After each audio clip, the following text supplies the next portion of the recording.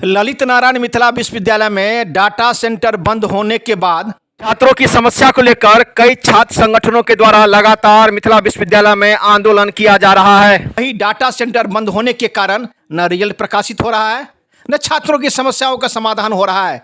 जो दृश्य आपको मैं दिखाने जा रहा हूं, ये LCS कॉलेज की छात्रा तनिष्का है। का नामांकन लॉ में दिल्ली यूनिवर्सिटी में हो गया है, लेकिन विश्वविद्यालय डाटा सेंटर में तालाबंदी है, जिस कारण रिजल्ट प्रकाशित नहीं हो रहा है। विश्वविद्यालय द्वारा अब इन्होंने कहा तो उन्होंने अंडरटेकिंग दिया।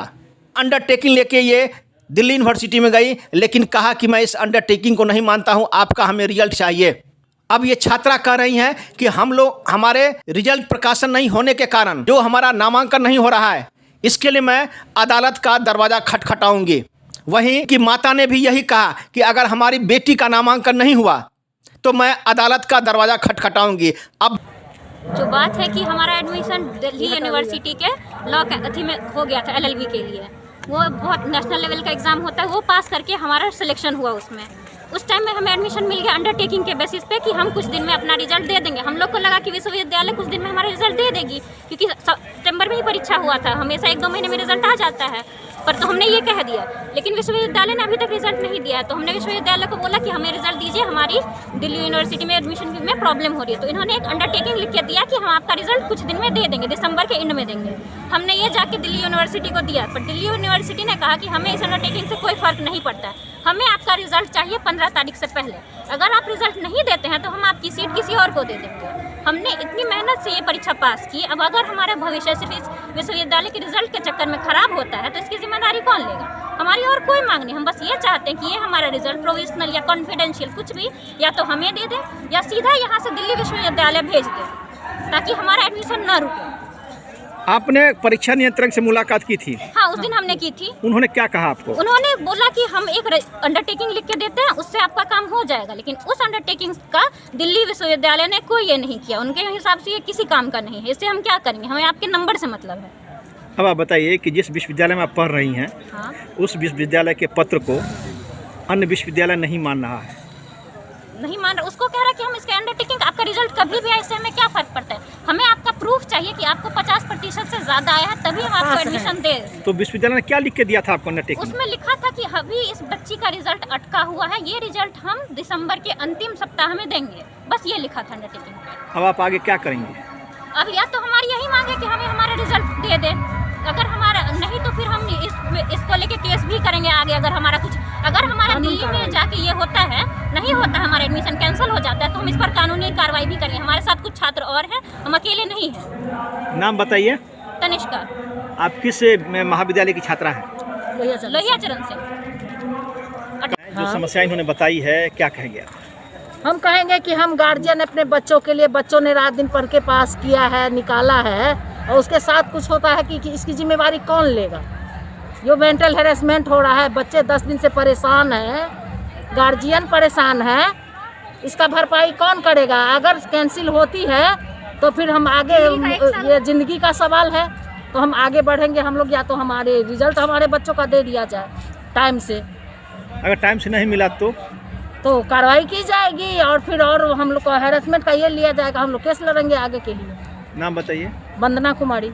वहीं दूसरी तरफ अखिल भारतीय विद्यार्थी परिषद के द्वारा छात्रों की समस्या को लेकर मिथिला विश्वविद्यालय में किया उग्र आंदोलन। मिथिला विश्वविद्यालय के सिंडिकेट सदस्य सुजीत पासवान ने भी इनके आंदोलन में अपना समर्थन दिया। इन्होंने कहा कि मिथिला विश्वविद्यालय में व्याप्त भ्रष्टाचार है। सिंडिकेट सदस्य होने के नाते मैं विश्वविद्यालय प्रशासन को आगाह करना चाहता हूं कि वो जितना भ्रष्टाचार है, जितनी सारी व्यवस्था है, उसको तंदुरुस्त करें। इन्होंने कहा कि मैं इसके लिए प्रधानमंत्री कार्यालय एवं महामहिम राष्ट्रपति को भी मैं अपना पत्र लिख चुका हूं। देखिए, जब सिंडिकेट सदस्य ही विश्वविद्यालय प्रशासन के खिलाफ आवाज़ उठाते हैं तो इससे आप अंदाजा लगा सकते हैं कि छात्रों की समस्या है, जो विश्वविद्यालय की व्यवस्था है, उस पर कैसा प्रश्न लग रहा है। विश्वविद्यालय के अंग होते हैं, उन्हीं के नीति निर्धारण पर विश्वविद्यालय चलती है, और वही सदस्य विश्वविद्यालय के खिलाफ आवाज़ उठाते हैं। इस सब समस्याओं के बावजूद भी जो छात्रों की समस्या है, उसका समाधान कब होता है? 80,000 छात्रों का रिजल्ट भविष्य अंधकार में है, छात्रों का कार्य नहीं हो रहा है। दूसरे राज्यों में अंडरटेकिंग पत्र भेजता है मिथिला विश्वविद्यालय, उसको वो नहीं मानता है, कहता है मुझे रिजल्ट चाहिए। छात्र जाए तो जाए कहाँ? अब आंदोलन का क्या रुख लेता है वे तो समय ही बताएगा। दरभंगा दर्शन न्यूज से मनोज झा की एक रिपोर्ट। मधुबनी दरभंगा को छोड़ के मधुबनी और समस्तीपुर और बेगूसराय के हजारों छात्र रोज विश्वविद्यालय के चक्कर काट रहे हैं अपने पेंटिंग प्रमोटेड क्लियर करवाने के लिए, अपने मार्कशीट की सुधार करवाने के लिए, लेकिन उनका कोई आश्वासन भी नहीं मिल रहा है कि तुम्हारा काम कब तक होगा। कोर्ट में बात चल रही है, ये जानकारी मिलती है विश्वविद्यालय पदाधिकारी के द्वारा। तो मैं विश्वविद्यालय प्रशासन से पूछना चाहता हूं कि विश्वविद्यालय प्रशासन किस योग्य है जब अपने छात्रों की समस्या का निराकरण नहीं कर सकते हैं। विश्वविद्यालय प्रशासन, अभी जो कुल सचिव यहाँ बैठे हुए हैं उन पे करोड़ों का गबन का आरोप लगा हुआ है और विश्वविद्यालय के चहेते पदाधिकारी बने बैठे हैं कुल सचिव महोदय। कुल सचिव महोदय के सभी लोगों को, आप लोगों के मीडिया के माध्यम से ही उनका घोटाला उजागर हुआ था। उन पे लगभग करोड़ रुपया आसपास का घोटाले का आरोप है और वो कुल सचिव बने बैठे हैं। कितना दुर्भाग्य का विषय है कि जो ये अभी वर्तमान कुलपति महोदय हैं, इनके ऊपर जब ये लखनऊ में जिस कॉलेज में ये प्राचार्य थे वहाँ पर भी इन पे करोड़ों का घोटाला का आरोप लगा है और आज बैठ के ललित नारायण मिथिला विश्वविद्यालय के कुलपति बने बैठे हैं। और इस सरकार को चेतावनी देना चाहता हूँ कि विद्यार्थी परिषद का ये आंदोलन जो आज देख रहे हैं, ये आंदोलन बस एक झांकी है, अभी पूरी लड़ाई बाकी है। अगर इसी प्रकार से बिहार के विश्वविद्यालयों को, बिहार के छात्र छात्राओं को नज़रअंदाज किया गया, विश्वविद्यालय के पदाधिकारी को इसी प्रकार से बाहर से उठाकर हम लोगों के माथे पर थोपा गया, तो ये विद्यार्थी परिषद चुप नहीं बैठेगी और ये छात्र चुप नहीं बैठेंगे। मामला हम लोगों का काम है कि छात्रों को साथ करके, छात्रों को एकत्रित करके आंदोलन करने का काम है और हम उस दिशा में आगे बढ़ रहे हैं। अगर विश्वविद्यालय प्रशासन अभी नहीं चेतती है तो मैं कुलपति महोदय को और कुल सचिव महोदय को और साथ ही बिहार सरकार और राज्य भवन को एक साफ चेतावनी देना चाहता हूं कि ये आंदोलन अब जाके राज्यव्यापी आंदोलन होगा। यहाँ के जो छात्र हैं, मैं उनसे भी अपील करना चाहता हूं कि इस आंदोलन का सहभागी बने और सहभागी बन के इस भ्रष्ट सिस्टम को तोड़ने का, इस जो चैन बन चुका है इसको तोड़ने का काम सब लोग को मिलकर करना होगा। अगर हम लोग अभी एकत्रित नहीं होते हैं, अभी संगठित नहीं होते हैं तो आगे चल के बहुत बड़ा दुर्भाग्य और परिणाम हम लोगों को भुगतना पड़ेगा। नाम बताया जाए। आलोक कुमार, छात्र संघ। देखिए, कुलपति की मनमानी है। आप सभी को मालूम होगा कि पिछले 11 महीने से विश्वविद्यालय में सिंडिकेट की बैठक नहीं हुई। पिछली बैठक 9 तारीख को ही, जिसमें सीनेट का केवल अनुमोदन कराकर बैठक को समाप्त कर दिया। पर मैंने विश्वविद्यालय में जो 80,000 छात्र है, जो कंपनी के जो डाटा सेंटर का खेल है, जो कंपनी का जो कमीशन खोरी का जो बात है, जो एक अपनी चहेती कंपनी है कुलपति की, उनके द्वारा विश्वविद्यालय में ऐसे अराजकता का माहौल बनाया गया। आज 80,000 छात्र सड़क पर है।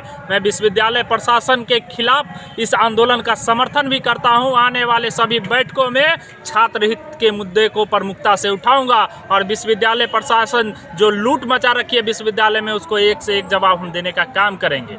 निर्णय हो, प्रशासनिक निर्णय हो, सब अपने मनमानी से विश्वविद्यालय प्रशासन, कुलपति महोदय लेते हैं।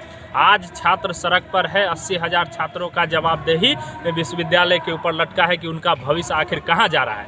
हमने इन सभी विषयों को लेकर, चाहे बिना टेंडर का प्रक्रिया किए हुए लाखों करोड़ों का टेंडर निकाल लिया जाता है और जब ई टेंडर भी नहीं होता है, बिना बैठक किए हुए, बिना सिंडिकेट के अनुमोदन से वित्तीय अनियमितता बहाली प्रक्रिया भी अनवरत चल रही है। इस मामला को लेकर हमने प्रधानमंत्री जी को भी 5/7/21 को पत्र के माध्यम से लिखा है और भारत के महामहिम राष्ट्रपति को भी 30/11/2021 को लिखा है। और आने वाले समय में 19 तारीख की बैठक में भी छात्र हित के जो भी मुद्दे हैं और वित्तीय अनियमितता जितने भी मुद्दे हैं उनको मैं सिंडिकेट की बैठक में उठाऊंगा। और यहाँ से हमारा निर्णय छात्रों के साथ अगर न्याय नहीं होता है तो उच्चतम न्यायालय का दरवाजा खटखटाने का भी काम करूंगा। क्या कहेंगे आप? आंदोलन हुआ, लेकिन उन्होंने अपने बातों को बड़े शांतिपूर्ण ढंग से हमारे बीच रखा। हालांकि संख्या बल बहुत था, लेकिन बहुत ही नियंत्रित, बड़े ही संयमित ढंग से उन्होंने हम अपनी बातों को हमारे सब और वो अपने लिखित ज्ञापन प्रस्तुत किया है, जिसको हमने रिसीव किया और उसको अग्रतर कार्रवाई के लिए हम आगे बढ़ाएंगे ऑफिस में। ऐसा है कि सुरक्षा तो हमारे पास है, लेकिन जब संख्या बल बहुत हो जाता तो हमारी सुरक्षा उस लिहाज में कम होती है। और जो प्रशासन है दरभंगा का, उसको हमने सूचना पहले ही दे रखी थी। तो हालांकि वो लोग अभी पंचायत चुनाव में वो ज़्यादा इंगेज्ड हैं, वो बहुत ज़्यादा बल में हमको हमारे साथ नहीं हो पाते हैं। लेकिन ऐसा देखा गया है कि कोई अप्रिय घटना अभी तक नहीं कभी घटी है। छात्र भी संयमित रहते हैं। छात्र तो हमारे छात्र हैं। छात्र को जब हम प्रेम से बात करते हैं तो छात्र बातों को समझते हैं, ये बात तो